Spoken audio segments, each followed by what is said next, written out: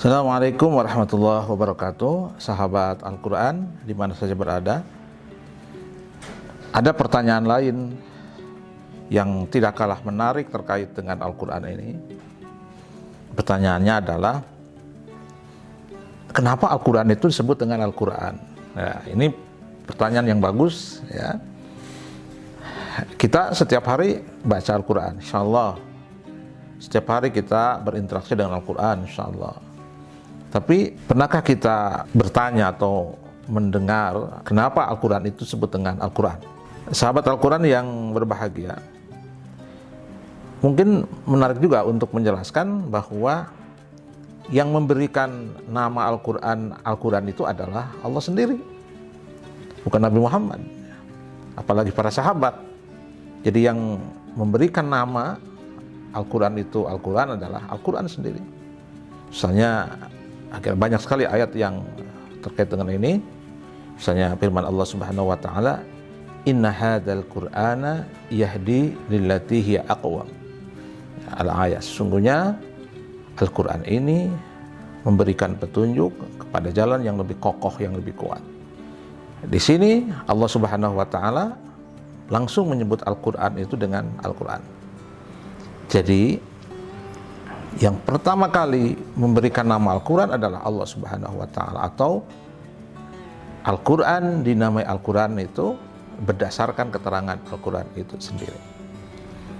Tentu banyak sekali ayat Al-Quran dan hadis yang menjelaskan tentang itu, atau yang menyebut tentang Al-Quran ya, baik terkait dengan keutamaan membacanya ya, keutamaan berinteraksinya, keutamaan mentadabburinya dan sebagainya. Banyak sekali ya.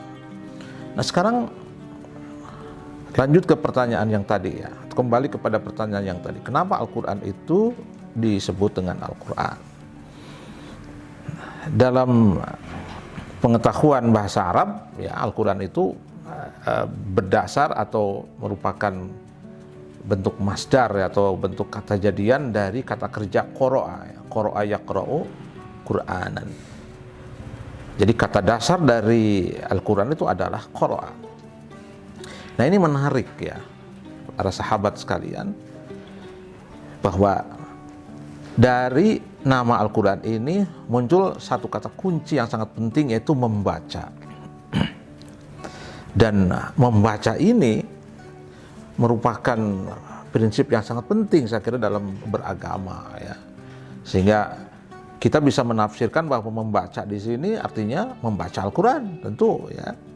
Banyak keutamaan tentang membaca Al-Quran ini ya. Jumlah hadis atau ayat dan hadis keterangan tentang ini banyak sekali ya. Sangat populer sekali ya. Bisa juga membaca itu adalah membaca kandungan. Jadi Al-Quran itu bukan hanya dibaca kata per kata, tapi juga dibaca kandungannya, dibaca isinya, dibaca kedalamannya ya, karena di balik kata-kata itu pasti ada makna. Di balik ayat-ayat yang kita baca itu ada pesan moral. Itulah yang harus kita baca. Jadi sekali lagi membaca. Membaca juga bisa dalam artian membaca situasi, membaca zaman. Dan Al-Quran berisi tentang bacaan-bacaan setiap zaman. Kisah-kisah para nabi ya, mulai kisah Nabi Adam sampai kisah Nabi Isa alaihi salam. Bahkan cerita atau kejadian-kejadian di seputar Nabi Muhammad itu juga ada dalam Al-Quran. Itu sesungguhnya dalam konteks Al-Quran memperlihatkan kepada kita bacaan-bacaan setiap zaman. Bagaimana bacaan Al-Quran terhadap zaman pada Nabi Adam, zaman Nabi Ibrahim misalnya, zaman Nabi Isa, zaman Nabi kita. Itu semua bacaan-bacaan. Nah, tugas kita adalah bagaimana kita membaca zaman, membaca situasi, membaca kondisi. Dan lalu kemudian kita hadapkan, dialogkan dengan Al-Quran.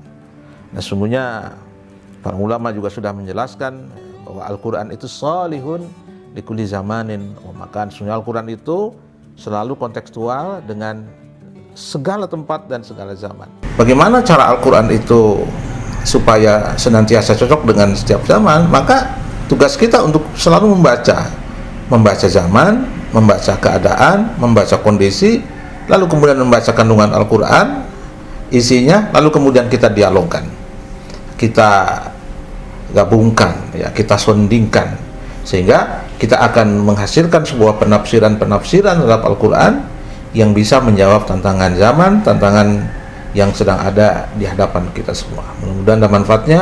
Assalamualaikum warahmatullahi wabarakatuh.